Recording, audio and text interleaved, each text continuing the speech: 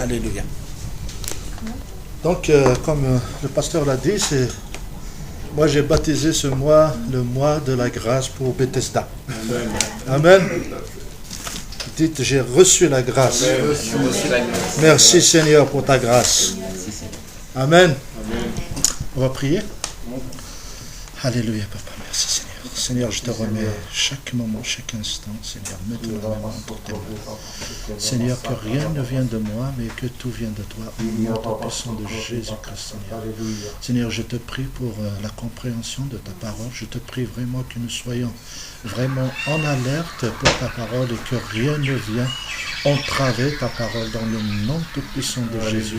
Je coupe maintenant le son de tout ce qui vient du mal maintenant et je déclare la compréhension de ta parole. Je déclare que ta parole portera des fruits dans ton corps, Seigneur, parmi tes enfants, Seigneur. Je les bénis maintenant même en ton nom, Jésus, et je crois vraiment que tu vas faire des choses merveilleuses dans nos vies. Merci, Père, au nom de Jésus. Alléluia. Amen. Amen. Amen. Amen. Gloire à Dieu. Merci, Seigneur. Alors, tout le monde voulait prêcher mon message, y compris Didier, et même la sœur d'ailleurs. Coïncidence alors. Non, il n'y a pas de coïncidence avec le Seigneur. Amen. Donc, on a commencé la dernière fois concernant la grâce. Est-ce que tout va bien concernant la nourriture de la dernière fois? Est-ce que ça vous a permis d'avancer un peu dans la grâce? Amen. Gloire à Dieu. Je vais rappeler rapidement les points qu'on a vus la dernière fois pour se mettre un peu au niveau. Ok? Donc, je ne vais pas répéter les définitions, mais il a apporté aussi une définition qui a rempli, qui a donné vraiment... Alléluia, s'il vous plaît. On est en train de lire la parole de Dieu. On va honorer le Seigneur et sa parole. Amen. Donc, la dernière fois, on a vu que la grâce, elle permettait beaucoup de choses. On a vu que le salut était par grâce, on a vu que la grâce c'était la protection, on a vu que la grâce c'était une acceptation de la part de Dieu pour nous. Donc il nous fait grâce, donc il accepte, et je parlais même d'ailleurs d'offrande et de dîmes ce jour-là, c'est que c'est une grâce que le Seigneur accepte nos dîmes.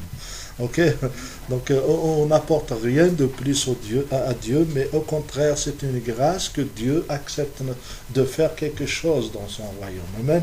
On a vu que la grâce que nous avons reçue du Seigneur ouvre la porte à toutes les grâces. Ok, donc on a vu que la grâce, elle exprime la faveur. La grâce, c'est être pardonné.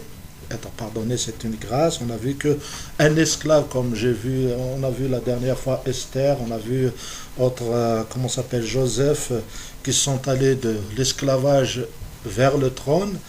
Et donc la grâce peut nous amener plus haut, peut nous donner des avantages dans notre travail, mais il faut se mettre vraiment dans la grâce de Dieu et comprendre la grâce de Dieu, accepter la grâce de Dieu. On a vu aussi que la grâce, elle affermit l'ouvrage de nos mains.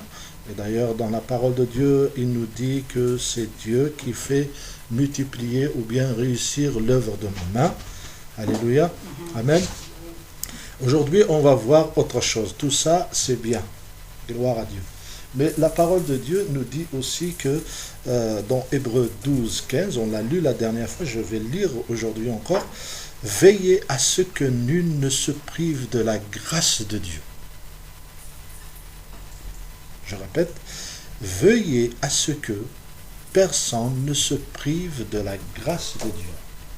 Et quand on voit ça, se prive de la grâce de Dieu, ça veut dire, moi ce que je comprends personnellement, c'est que Dieu nous a fait grâce, mais on peut se priver. On peut recevoir un don du Seigneur, un don de Dieu, la grâce de Dieu, mais on ne jouit pas de cette grâce simplement parce qu'on s'est privé de la grâce de Dieu. Amen. Si la parole de Dieu dit faites attention de ne pas se priver de la grâce de Dieu, certainement parce qu'il y a des moments où on se prive de la grâce de Dieu. Et je crois qu'on est tellement intelligent qu'on ne va pas le faire exprès de se priver de la grâce de Dieu. Ok? Je ne pense pas. Si quelqu'un veut vraiment se priver de la grâce de Dieu, qu'il le signale. Comme ça, on ne va pas trop le déranger. Amen. Donc, merci Seigneur, nous avons besoin de cette grâce. Et si on est en train de se priver de la grâce sans se rendre compte par un faux enseignement, par exemple de la dîme, alors que le Seigneur nous ouvre notre intelligence afin que nous baignions dans la grâce de Dieu. Amen. Alors, Dieu, il dit, il fait grâce à qui il fait grâce. Et des fois, on est en train de chercher dans la parole de Dieu, si ce n'est pas grâce, si c'est Dieu qui choisit, si c'est Dieu qui fait la grâce. Donc, il y a des personnes qui sont déjà condamnées. Et comment c'est ça? Nous disons que Dieu est juste, et en même temps, on voit que c'est par grâce, donc ce n'est pas un mérite. Et comment ça? Il fait grâce à l'un, il ne fait pas grâce à l'autre. Donc, quelque part, nous, en tant qu'êtres humains, on est en train de réfléchir, est-ce que c'est une injustice? Est-ce que j'ai fait quelque chose pour mériter la grâce? Alors que la grâce, c'est un don immérité, ça veut dire je ne le mérite pas. Eh bien, comment alors? Comment ça se fait? Ok? Donc, la parole de Dieu, elle nous répond. Elle dit, par exemple, il ne fait pas exception de personne. Ça veut dire il ne fait pas de favoritisme. Dieu ne fait pas de favoritisme. Dans Acte 10, 34, il dit, alors Pierre, ouvrant la bouche, dit, en vérité, je reconnais que Dieu ne fait point d'acception de personne. Donc, il fait grâce à tout le monde. Ok? Donc, finalement, les gens qui ne sont pas sauvés, les gens qui ne connaissent pas Dieu, c'est pas que Dieu ne leur a pas fait grâce, mais c'est que eux, ils ont refusé la grâce. Ils l'ont refusé exprès, tout en sachant ce qu'il y a, ou bien ils l'ont refusé parce qu'ils n'arrivent pas à discerner, parce que le diable a voilé leur intelligence, ça c'est autre chose. Mais Dieu ne fait pas de favoritisme, Dieu ne fait exception de personne. On peut le voir aussi dans Romains 2, verset 11, car devant Dieu, il n'y a point d'acception de personne. Amen. Il répète encore dans Romains 3, 22, la justice de Dieu par la foi en Jésus-Christ pour tous ceux qui croient. Et tout, quand Dieu dit tout, c'est tout. D'accord? Donc, il n'y a point de distinction. Là, il l'explique. Il n'y a point de distinction. Alors, la dernière fois, j'ai eu une petite révélation concernant ça dans Jean chapitre 6, verset 45.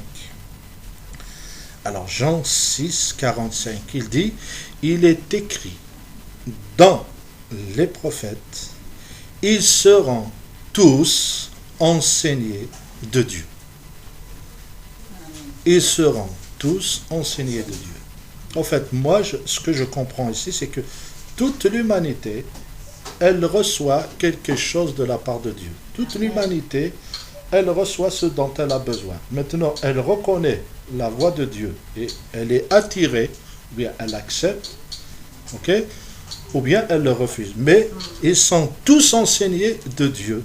C'est à partir de là, ainsi quiconque a entendu le Père, il a reçu son enseignement, il vient à moi. Et là, c'est Jésus qui parle, il vient à moi. Donc toute personne a été enseignée du Père. Toute personne a été enseignée de Dieu.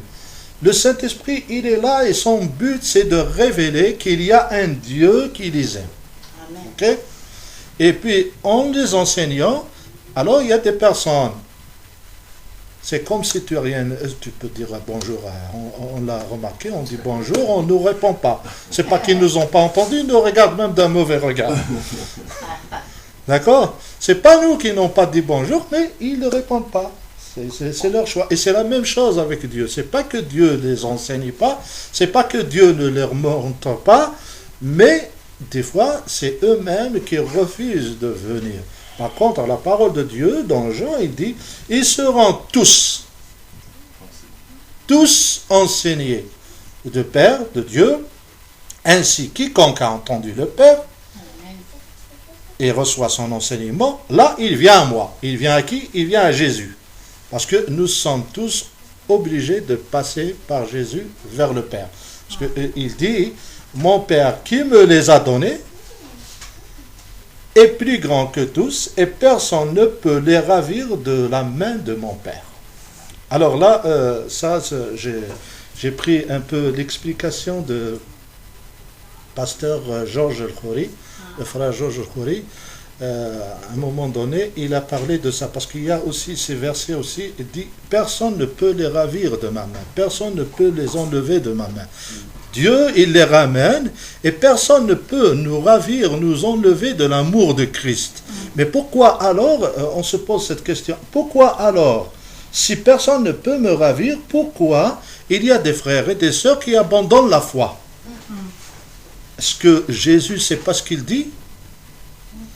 Et en réfléchissant, en regardant la parole de Dieu, on va trouver que c'est vrai que personne ne peut vous empêcher de suivre Christ. Personne ne peut vous ravir de sa main. Il n'y a personne qui peut vous enlever l'amour de Dieu. La seule personne qui peut vous éloigner de Dieu, c'est vous-même. Vous décidez non. C'est la seule personne qui peut vous empêcher de recevoir le salut, qui peut vous empêcher de suivre Dieu, qui peut vous empêcher de recevoir la grâce de Dieu. Et c'est ça qui fait que quelqu'un, il se prive de la grâce de Dieu. Amen. Amen. Alain, j'ai pas l'habitude de laisser au milieu, mais vas-y. Je vais juste dire quand même quelque chose. Il y a quand même des gens, j'en connais tellement autour de moi, qui n'ont pas désiré de se priver de la grâce de Dieu. Oui. Mais dans leur environnement, on a tout fait. Oui, j'ai commencé par ça. Des fois, on est aveuglé. Et c'est pour cela qu'on est appelé à prier pour eux. C'est pour ça qu'on doit prier pour que la volonté du Père soit faite. La prière de Jésus, il nous a enseigné de prier que ta volonté soit faite sur la terre comme au ciel. Parce que sur la terre, il ne faut pas négliger qu'il y a un diable qui travaille dans le but que nous n'atteignions pas le but de Dieu. Okay? Et c'est pour ça qu'il nous a donné la parole, c'est pour ça qu'il nous a donné l'Esprit Saint pour nous aider, c'est pour ça qu'il nous a donné la prière. Amen. Alléluia. Donc, on voit à peu près comment on peut se priver de la grâce de Dieu. La dernière fois, notre sœur, elle a posé la question, hein, parce que j'ai parlé que Dieu, il a dit dans sa parole, si vous êtes sauvés, vous serez sauvés, vous et votre famille. Et notre sœur, elle a fait une remarque, c'est pas que je l'ai oublié, mais je savais que j'allais parler après, de la femme de Lot. C'est vrai qu'elle est devenue une statue de sel. Mais pourquoi? Alors, c'est le meilleur exemple qu'on peut, c'est l'un des meilleurs exemples qu'on peut voir concernant le salut. Parce que le salut, comme il est dit dans Tite, chapitre 2, verset 11, car la grâce de Dieu, elle est source de salut pour tous les hommes. Donc, elle a été manifestée, c'est la source de la grâce. La grâce, c'est la source du salut. Mais ça, l'exemple de la femme de Lot, justement, on va lire dans Genèse 19, verset 19, jusqu'à 26. Je vais lire rapidement. Et puis, on va voir. C'est que la femme de Lot n'était pas condamnée. Au contraire, elle faisait partie de ceux qui sont partis, de ceux qui ont été graciés. Mais Dieu, il a dit, ne regardez pas en arrière. Parce que on est sauvé, on reçoit le salut, on a été gracié, mais il ne demande pas, voilà, je vous fais grâce, c'est bon. Non, il y a des choses à suivre, il y a des ordonnances à suivre, il y a une certaine loi à suivre. D'accord? Il faut obéir. On est sauvé dans le but de mettre à plat nos péchés. Vous êtes pardonnés. Je sais que vous ne saviez pas, vous ne pouviez pas suivre vraiment. Vous avez essayé avec la loi, là où il y a la loi, il y a condamnation. Vous ne pouvez pas de vous-même. Maintenant, je vous donne l'esprit pour vous aider dans ce domaine, tout en gardant votre libre arbitre de faire ce que vous voulez. Mais ça ne veut pas dire vous avez la grâce, ça y est, vous vivez comme vous voulez. Amen. Tout à l'heure. Ok? Donc, là, la femme de Lot, tout le monde est parti. Et la femme de Lot, elle a regardé en arrière. Donc, elle a désobéi. Ok? Donc, je vais lire voici, j'ai trouvé grâce à tes yeux. Et ça, c'est Lot qui parle. Il dit, et tu as montré ta grande miséricorde à mon égard en me conservant la vie. Mais je ne puis me sauver à la montagne avant que le désastre m'atteigne. Là, c'est Lot, et on a parlé la dernière fois que la grâce nous permet aussi, nous donne aussi du temps en plus. Là, lui, il dit, c'est vrai, j'ai trouvé grâce, mais je ne pourrai pas atteindre l'autre ville avant que le désastre arrive, donc je vais périr malgré la grâce. Et là, il dit, voici cette ville est assez proche, donc il a montré une ville où il veut aller, elle est proche pour que je m'y réfugie et elle est petite. Oh, que je puisse m'y sauver, n'est-elle pas petite et que mon âme vive. Et il lui dit, voici, je t'accorde encore cette grâce. Donc il a rajouté la grâce pour, je t'ajoute encore cette grâce et je ne détruirai pas la ville dont tu parles. Hâte-toi d'y réfugier, car je ne puis rien faire jusqu'à ce que tu y sois arrivé. C'est pour cela que l'on a donné à cette ville le nom de Tsoar. Le soleil se levait sur la terre lorsque Lot entra dans Tsoar. Alors l'Éternel fait pleuvoir du ciel sur Sodome et Gomorrhe du soufre et du feu. De par l'Éternel, il détruisait ces villes, toute la plaine et tous les habitants des villes et les plantes de la terre. Et dans le verset 26, c'est là qu'on voit la femme, normalement, elle était partie avec son mari et ses enfants. Elle dit, la femme de Lot regarda en arrière. Si on regarde avant le verset 19, on va voir qu'il leur a interdit de regarder en arrière, de retourner. Et c'est pour ça qu'elle n'est pas sauvée, parce qu'elle a reçu la grâce, donc elle devint une statue de sel. Qu'est-ce qui a poussé la femme de Lot de se retourner? Qu'est-ce qui a poussé? Parce que c'est sa habitude. Elle n'arrivait pas à quitter tout. Voilà, c'est sa nature. C'est sa nature. Encore pour voir qu'est-ce qui se passe derrière elle. Ouais, c'est ça. C'est la peur qui l'a fait C'est la retourner. peur, la nature humaine. Le fait qu'on est rattaché à notre passé. On ne peut pas avoir peur de ce qui se passe et ne pas avoir la crainte de l'Éternel qui nous a parlé. Ok? Mais tout simplement, elle ne voulait pas tout abandonner comme le chant disait. Exactement. Amen. Oui, mais c'est Quand pas Dieu marqué nous comme donne. ça, hein. Ouais. Non, mais c'est la compréhension qu'il faut y avoir, parce qu'on a Après, toujours, chacun, il a sa il faut- propre verset, sa on a propre toujours envie de imagination. regarder en arrière, on se dit ah oui mais j'étais comme ça avant. Mais Ouais. je peux très bien regarder parce que j'ai par peur. Amen. Avec l'explosion, le feu, des fois les gens ils se retournent. Oui, je suis d'accord avec Oui, toi. ça Mais me- le bon Dieu t'a dit ne te retourne pas. Oui, Déjà, oui. un, elle a pas fait C'est pas confiance. pour rien. Mais c'est ça. Elle Ne n'a te pas fait retourne pas, confiance. mais des fois il y a la peur qui arrive et qui cache un peu le. Mais c'est ça, non? Ouais, mais En c'est fait, ça là, l'homme. C'est que c'était pas par peur Ok, qu'elle a le verset 17, il lui dit, une fois, Ouais, hors de verset la 17. ville, l'un des hommes dont l'ange lui dit, sauve-toi, il va de ta vie. Il va de ta vie, voilà. Il va de ta vie, ne regarde pas derrière toi, il ne t'arrête nulle part. Fuis vers la montagne si tu ne veux pas périr. En fait, il précise bien, il précise clairement que, elle ne doit pas, enfin, elle simplement, tout Donc simplement. elle a désobéi en fait. Oui, Ah oui, ah oui. tout simplement. Oui. Ouais, c'est la, tu vois, et après, on peut pas, si vous voulez, Être dans sa tête. dire le pourquoi et le comment. C'est retourner, on ne peut pas. Ah oui. C'est pas écrit pourquoi elle s'est retournée.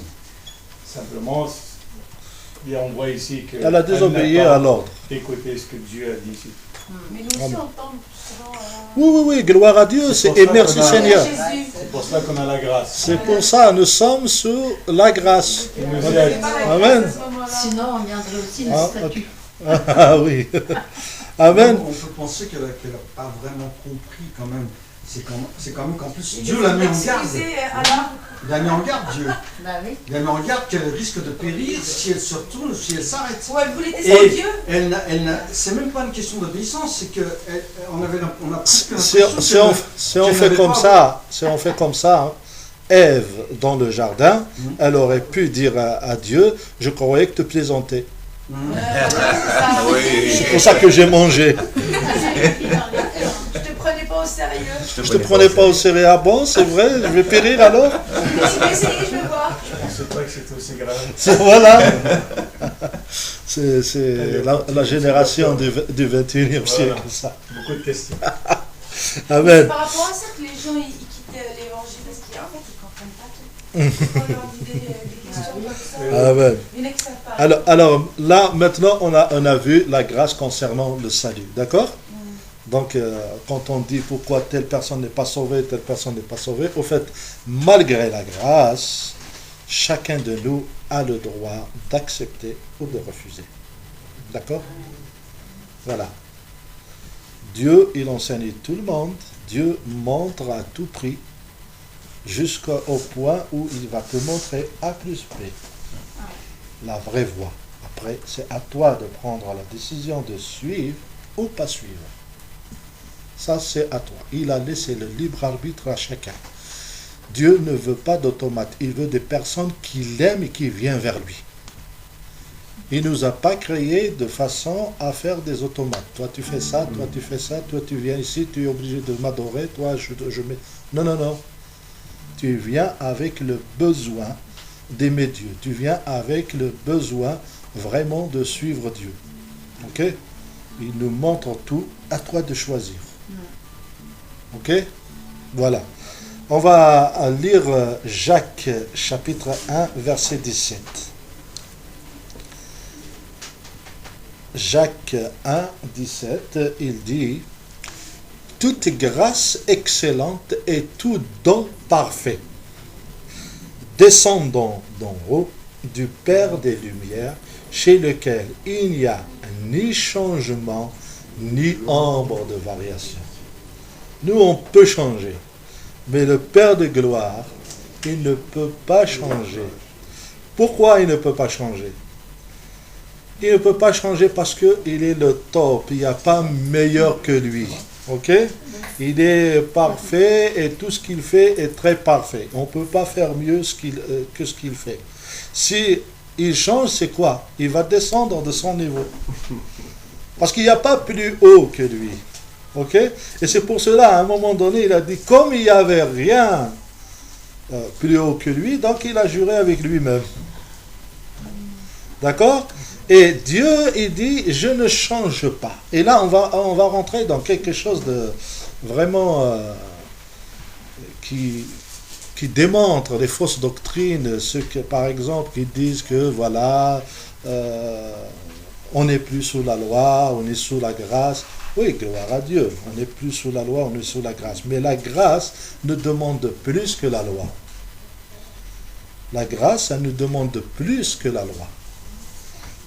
La grâce, on la reçoit avec le Saint-Esprit qui nous aide à accomplir la loi. Jésus lui-même, il a dit, je ne suis pas venu pour abolir la loi, mais pour accomplir la loi. Lui, il l'a accompli concernant le sacrifice éternel. Mais nous, il nous a donné le Saint-Esprit pour accomplir justement notre marche avec lui. Ok? Et c'est pour cela, on regarde juste l'enseignement, si on regarde dans Matthieu, on va voir dans l'enseignement ce qu'il enseigne, il dit, il a été dit dans la loi que tu ne commettras pas d'adultère. Il est allé plus loin. Il a dit maintenant, non, c'est pas que tu ne commettras pas d'adultère. Ouais, ça, c'est sûr. Mais si tu regardes une femme et que tu la convoites, tu as déjà commis un adultère. D'accord? Il a dit œil pour œil, dent pour dent. C'est ça, c'est la loi. Mais maintenant, non. Il dit non, c'est pas œil pour œil, dent pour dent. Maintenant, quelqu'un, il te frappe, tu lui rajoutes encore. Je ne suis pas encore atteint ça. Hein, là, hier, j'ai failli commettre comme un truc. Je me suis retiré vraiment. 2 fois, je me suis tenu. Gloire à Dieu, il n'y a rien qui s'est passé. Mais sincèrement, t'as vu Jean-Marc, hein? Ah oui, si tu étais certainement. Ok? Bon, mais là, merci Seigneur pour ta grâce. C'est qu'au fur et à mesure on avance, il nous change, il nous donne cette capacité. Moi, je ne croyais pas que j'allais me retenir comme. Mais gloire à Dieu, je ne pense pas que c'était moi qui hein? Parce que vous ne comprenez pas les mots, mais moi je les ai compris. Et ça ne m'aurait pas gêné. Sincèrement, ça ne m'aurait pas gêné vis-à-vis de moi. Mais quand il les disait au pasteur, j'étais plus... tu vois, c'est comme si je ne peux pas le défendre ou quoi. Tu vois. Mais bon, merci Seigneur et que le Seigneur le bénisse. Amen. Il va revenir, il va se donner au Seigneur, il va se convertir. Amen. Donc, on va continuer. Dans l'Ancien Testament, il pourvoit. Le Seigneur, il pourvoit. Il a pourvu. Par exemple, la veuve de Sarepta, il a pourvu. Et dans le Nouveau Testament, on prie bien on a vu que la grâce pourvoit nos besoins. La dernière fois. Donc, il pourvoit toujours. Dieu ne change pas. Dans l'Ancien Testament, le Nouveau Testament. Dans l'Ancien Testament, il a guéri. Par exemple, il a guéri le lépreux de la Syrie. Ok? Et actuellement, on prie bien pour la guérison. Donc Dieu n'a pas changé. Ok? Dans l'Ancien Testament, il a dirigé avec le feu et... D'accord? Maintenant, il le fait avec le Saint-Esprit. Il ne change pas. Au fait, Dieu, il est allé étape par étape, mais c'est pour aller dans l'amélioration. Pas pour diminuer. D'accord? Parce qu'on ne pouvait pas accepter tout à la fois. Donc il est allé petit à petit avec l'homme. Mais Dieu, il ne change pas. Il n'y a pas ombre de variation en lui. Ok? Et l'Ancien Testament, le Nouveau Testament, on dit bien que Dieu ne change pas. Il est le même hier, aujourd'hui, éternellement. Pourquoi vous voulez changer maintenant la loi? La loi, c'est pas qu'on est sous la loi, on est sous la grâce. Mais au fait, la grâce, qu'est-ce qu'elle nous permet? Si tu peux nous répéter juste la définition. Ah oui. Oui, la définition, s'il te plaît. Oui. La définition, c'est alors grâce, bonté miséricordieuse de Dieu qui influence. Amen. Qui influence. Bonté miséricordieuse avec laquelle Dieu exerce une sainte influence sur les âmes. Une sainte influence sur les âmes. En fait, on peut dire ici, c'est quelque chose qui nous permet d'être vers la perfection, d'aller accomplir ce qu'il dit. Et je vais vous montrer ça je ne parle pas de légalisme. Légalisme, c'est faux. Parce que, au fait, c'est tellement... on tombe facilement dans la loi. D'accord? À un moment donné, on tombe facilement dans la loi. Donc, il faut faire attention de ne pas tomber dans la loi parce que ça, c'est de légalisme. D'accord? On est sauvé par la grâce, on reçoit par la grâce, on fait tout par la grâce. On ne mérite rien, on le fait pour honorer celui qui nous a sauvés. Ok? Donc, mais cela ne nous permet pas de vivre n'importe comment et de faire n'importe quelle loi. Dieu a tracé tout. Ok? Donc, dans 1 Corinthiens,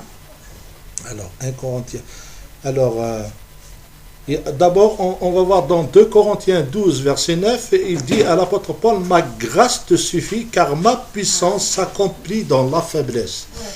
Donc, je me glorifierai donc plus volontiers de mes faiblesses, afin que la puissance de Christ repose sur moi. » Là, on peut dire, si on voit... Au début, il avait une écharde, donc il avait un problème. Il a prié 3 fois le Seigneur d'éloigner cet ange.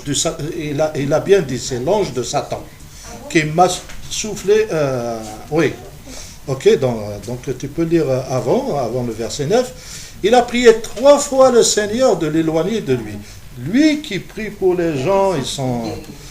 guéri, qui prie pour les gens et ils sont délivrés, il a ressuscité des morts et tout. Donc, et pour lui, il a prié. Qu'est-ce qu'il reçoit du Seigneur? Ma grâce te suffit. Tu vois? D'abord, il y a une chose, c'est que Dieu nous donne la capacité pour les autres. Ok? Afin que chacun dépend de l'autre. Ok? C'est pour ça qu'on est un corps. On doit vivre ensemble. Ça, c'est la première chose. La deuxième chose, c'est que lui, Répète la référence. la référence, c'est 2 Corinthiens 12, verset 9. Ok? Donc, en même temps, la grâce te suffit. Pourquoi? Parce qu'à un moment donné, l'apôtre Paul, il réussissait tout. Donc, il a prié pour lui. C'est simple, je vais prier et c'est fini. Mais il a prié 3 fois, ça ne marche pas. Quelque part, si Dieu répondait à cette prière, peut-être il va s'enorgueillir et croire pouvoir tout faire. Mais là, il lui a dit, ma grâce te suffit pour qu'il puisse reconnaître sa faiblesse devant Dieu. À partir de là, il comprend que c'était par grâce qu'il reçoit, c'était par grâce qu'il guérit, c'était par grâce qu'il délivre. Au fait, il a atteint un point où Dieu, il devait lui montrer que ce n'était pas toi. Fais attention. Là, tu commences à revenir à ton ancienne nature. Dans ton ancienne nature, tu étais acharné, tu persécutais l'Église et tout. Là, tu crois pouvoir tout faire. Non, non, non, c'est moi qui fais au travers de toi. Et c'est à partir de là, et il a reconnu, je me glorifierai alors plus volontiers de...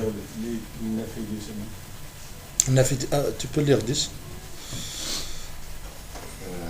C'est pourquoi je me plais dans les faiblesses, dans les insultes, dans les détresses.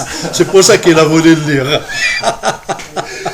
Dans les détresses, dans les persécutions, dans les angoisses pour Christ, car quand je suis faible, c'est alors que je suis fort. Il faut comprendre ça. Franchement, il faut l'accepter. Quand je suis faible, c'est alors que je suis fort. Quand je ne peux plus rien faire, c'est à partir de là que Dieu intervient. Et quand Dieu intervient, il peut faire au-delà de ce que je peux faire. Si je suis au top de ma force, ce que je peux faire au top de ma force ne peut pas atteindre ce que Dieu peut faire. Ok? Donc, plus je suis faible, plus Dieu va agir encore au-delà de ma puissance. Ok? Amen. Dans 1 Corinthiens, chapitre 15, verset 10, il dit, par la grâce de Dieu, je suis là maintenant, lui, il reconnaît vraiment que c'est par la grâce. Là, il reconnaît, il dit, par la grâce de Dieu, je suis ce que je suis. Et sa grâce envers moi n'a pas été vaine. Ok? Loin de là. J'ai travaillé. Alors, la grâce, je vais donner juste un exemple. Dieu, par grâce, il dit, je bénirai le travail de vos mains. Mais si je ne me mets pas au travail, je ne vois pas ce que Dieu peut faire. Comment il va bénir le travail de mes mains? Donc, je me suis privé de cette grâce de bénir le travail de mes mains. Il y a toujours quelque chose à apporter. Mais ce quelque chose à apporter, c'est juste pour déclencher l'œuvre de Dieu dans notre vie. Amen. Oui. Alors là, il dit, envers moi n'a pas été vaine, loin de là, j'ai travaillé plus que tout le monde. C'est pour ça que d'ailleurs, il a écrit presque tous les épîtres. Ok?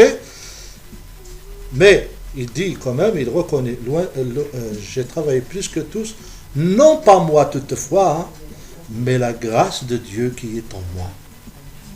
Parce que sans la grâce de Dieu qui était en lui, il ne pouvait pas faire autant. Ok?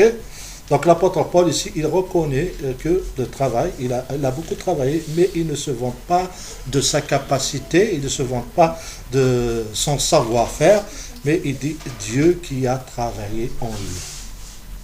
Amen? Est-ce que ça va jusqu'à maintenant? Ok, amen. On va rentrer dans le péché. C'est toujours quelque chose de dur, ça. Je ne vais pas tarder, mais on va traiter un petit souci aussi.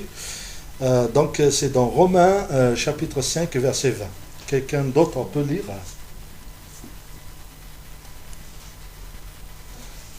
Donc, Romains 5, verset 20.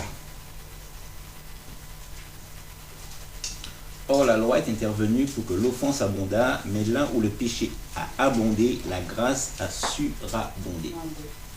Amen. Toujours, il y a, bon, c'est pas tout le monde, gloire à Dieu, mais on dit toujours, D'ailleurs, même lui, quand il explique, si on lit tout Romain, on va voir, est-ce qu'il veut dire qu'on doit pécher davantage pour que la grâce va surabonder?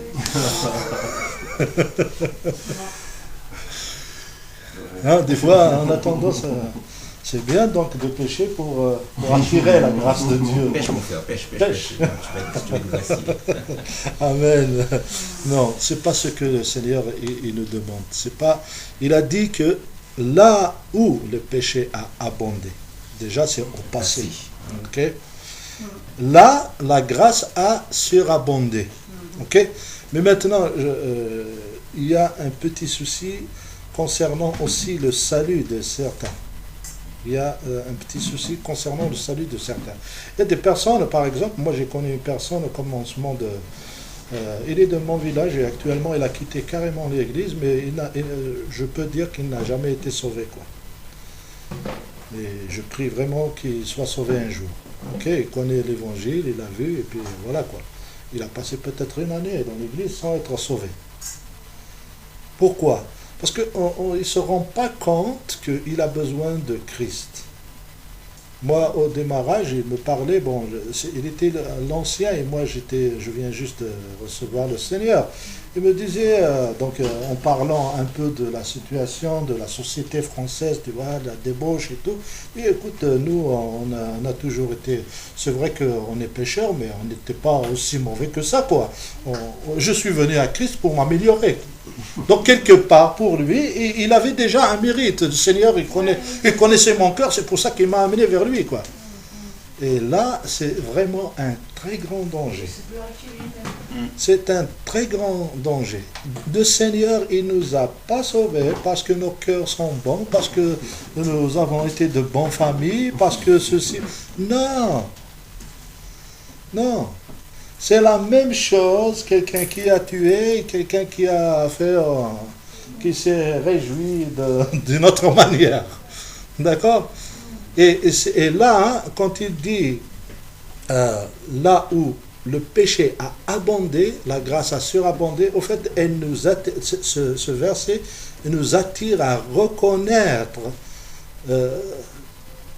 combien on était loin de Dieu. Ok ? Et plus on reconnaît combien on était loin de Dieu, plus on reconnaît qu'on était pécheur, qu'on ne méritait rien, plus cette grâce va surabonder, plus on va recevoir de Dieu. Ok ?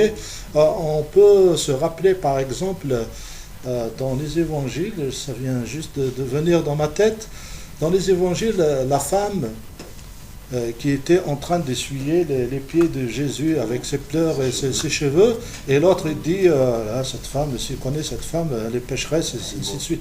Et puis le Seigneur, il lui donne une petite parabole, il lui dit, les deux personnes qui étaient endettées, on leur a remis leurs dettes, et qui va aimer plus le Seigneur?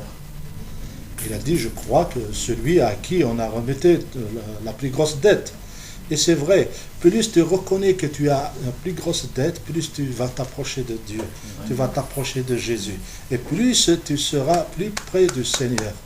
Et l'autre, il était pas près, il était devant le Seigneur, c'est lui qui l'a accueilli dans sa maison, mais il n'était pas proche du Seigneur. Pourquoi ? Parce qu'il se croit déjà bon.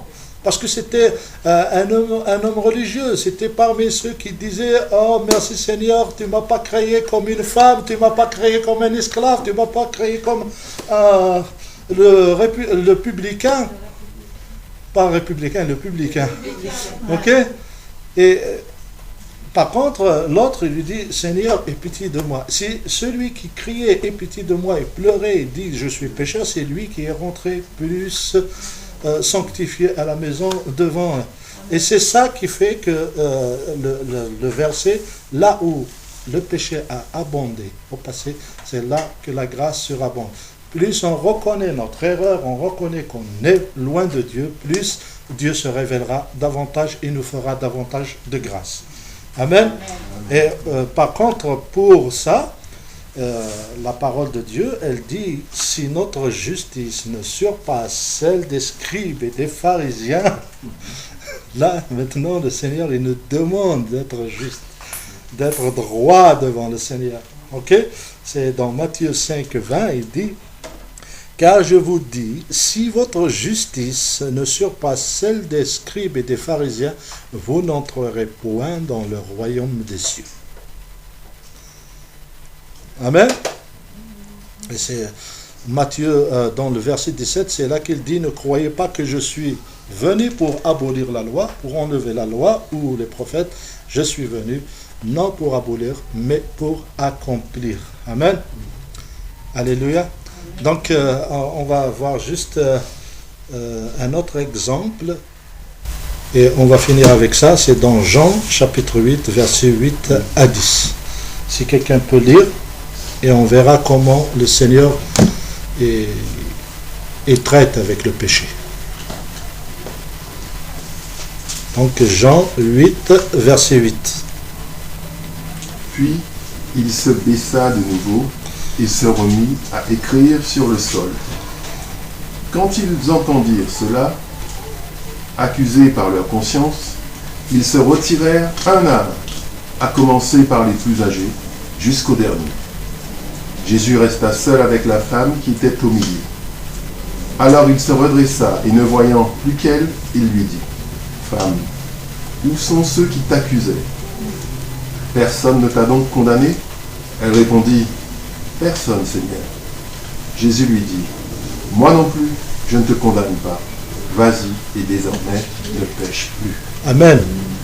Là, on connaît toute l'histoire. Donc, c'était la femme adultère, on l'a ramenée. Voilà, Moïse, il a dit, il faut lapider de telle femme. Ok? C'est la loi, il faut la lapider. Ok? Jésus n'a pas dit non, même s'il a dit comme ça y est, il n'y a plus de loi. Mais par contre, il leur a parlé, il leur a dit que celui qui n'a jamais péché commence à jeter la première pierre. Donc il les a attaqués dans leur âme, dans leur... Ok?